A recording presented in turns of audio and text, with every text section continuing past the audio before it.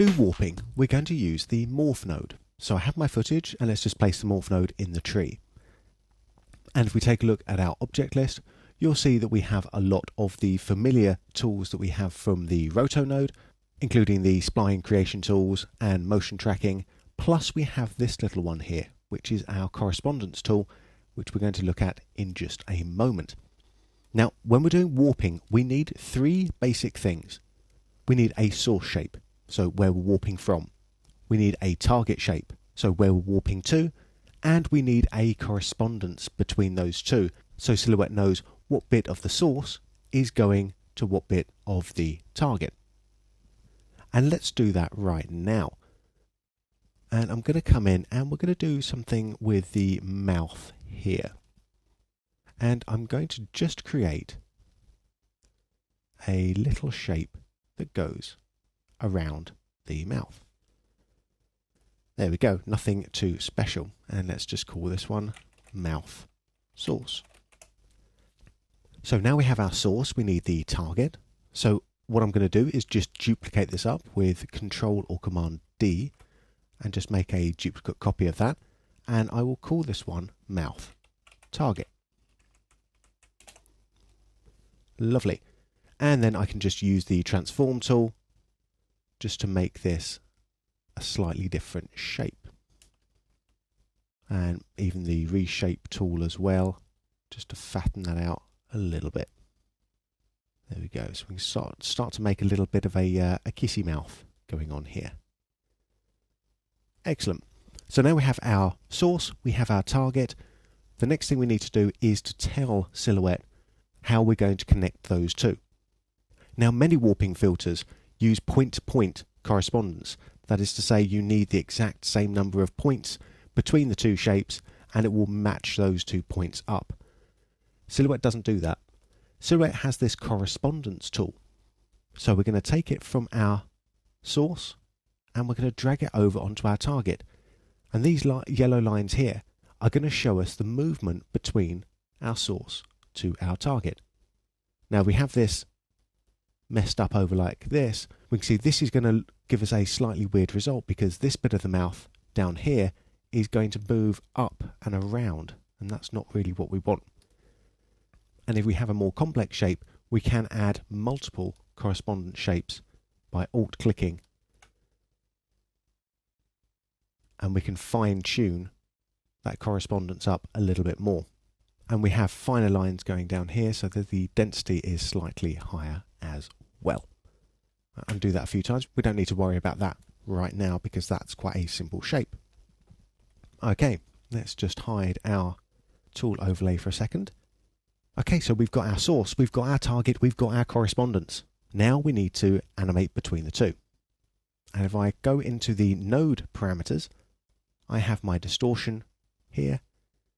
And if I turn that up, you can see that's now warping between my source and my target. So if your view update is set to drag and you're getting a slower feedback than you expect, which can happen if we have a more complex warp going on at high precision rates, you might want to set the update to one of the others such as release or manual. I'll stick with drag just for now though. Okay, so if we look at the full shape, we can see we're getting our warp going on, but it's looking a little bit weird. It's taking our source and warping it to the target. And we can be absolutely sure that our source shape is always going to hit the target shape. What happens around it is another matter. And that's where adding barriers can help. Because at the moment, we've got warping going on around the entire image. If I add another shape now, let's just add another shape around about here. Let's just bring that in a little bit. And I'm not going to connect this to anything. I'm going to call this one mouth barrier. And let's see now what happens as I distort around. Well, now you can see that the entire warp is going on within our barrier here. If I look at my mouth barrier shape, you can see the barrier strength is set to 100, which means that there is no warping going on outside of this area here. if I were to set my barrier strength down a little bit, you can see it brings in more of the other image. So I'm going to leave that at 100. And of course, this is animatable. So I can come in and set a keyframe at the start, set one close to the middle at 100, and come back around about here and play that through. And that will animate up. Now here I've used closed shapes. I don't have to use closed shapes at all. If I wanted the mouth to open a little bit, well, there's a couple of things I could have done. One would have been to make two shapes, one for the top lip and one for the bottom lip. Another thing I can do is use open shapes to open up specific areas. So let's come over here and add another shape, and I'm going to use this to go around the edge of the top lip, so the bottom edge of the top lip, and I'll call this one top lip, and that's an open shape. So let's duplicate this up, hit T to go into transform, and we'll transform this a little bit here as well. Hit R to go into reshape, and I'm just going to open this up a tiny bit, so have a little bit more open in the middle. There we go. So this is top lip source.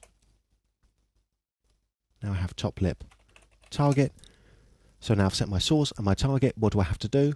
Yep, set a correspondence point between my source and my target. Lovely. And let's do the same for the bottom lip as well. Let's just lock these up. So come in, draw one more spline here for the bottom lip. And bottom lip source. Duplicate it. Apple or Control.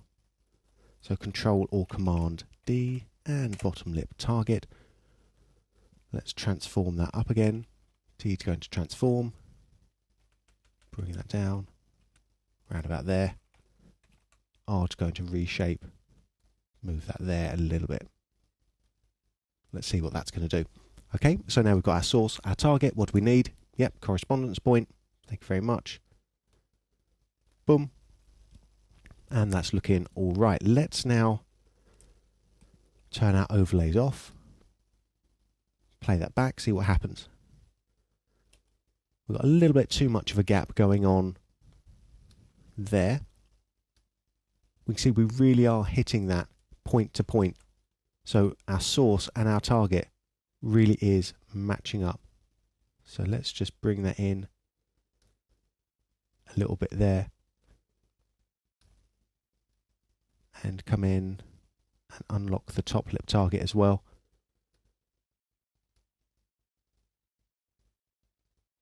Bring it in around about there. So we can see we do get some good real-time feedback on this shape. Play that through. Kiss.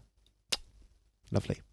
And because we've added keyframes now, if we have a look in our timeline and go down to the distortion, we can also look at these keyframes as a curve. Whether I'm in the curve editor or on the timeline, I can always right click on any keyframe and just change the interpolation, or select all keys and change that to ease in and out. And I can adjust that just by clicking directly on the curve editor. And let's turn the curve editor off for now. One other thing we can do when we're in the Morph node, using it either for warping or morphing, is we can move objects independently of each other. We don't have to use the overall node distortion to do our work for us. And let's see what I mean. So I'm going to come in here and I'm just going to do something on our nose. And I'm very quickly draw a rough shape around the nose. Another open shape, if you'll notice. There we go. And I will call this one nose source. Duplicate it up. Call it nose target. Transform it. Make it a little bit skinnier. Actually, quite a lot skinnier. There we go. So we've got our source, we've got our target, set our correspondence points. There we go. Lovely. And let's see what happens now. If I turn off the overlays, let's see what happens now if we play that back. Okay, well, instead of doing just a kissy mouth, we're also doing a weird kissy nose as well. I don't want that. I want the nose to always be warped up. Can we do that? Yes, of course we can. If I come into my nose source now, have a little look down in the object parameters. Here I can see that we have a control for distortion and transparency, but these are currently grayed out and I can't change them. And the reason for that is that we're using the overall node distortion and transparency to control this warp. If I come over to the override button over on the right hand side, this control now lights up for us, and I can now use our distortion independently on the nose. So I can find a place where I like it, round about there, and if I press play now, you can see the nose stay static because the controls are being overridden on a shape by shape basis, whilst the rest of the warp does its thing. One last thing I want to say before we leave our warp overview is just to talk a little bit about precision. Now, I said that the source and the target shapes will always match up. They will always hit their mark. But what happens around the rest of the edge? Well, this is controlled by a couple of different things. If I unlock my mouth source and target for a second and turn on the overlays, if I bring up my edge density, you can see we're getting more and more correspondence points happening around here. If I turn off the overlays, you can see that updating as I scrub through. Just check out what happens around the edges here. So this is making this edge a little bit more dense so that there's more point-to-point matching going on. Let's reset that one more time. And the other way we can start to control and influence what happens with the warp itself is using this precision. Let's come over here where it's at its apex and come into the node parameters and take a look at the precision here. We currently have this set to draft. If I bring this up to normal, you can see that things start looking a little bit different. And if I bring this to better, we get another slightly tighter look.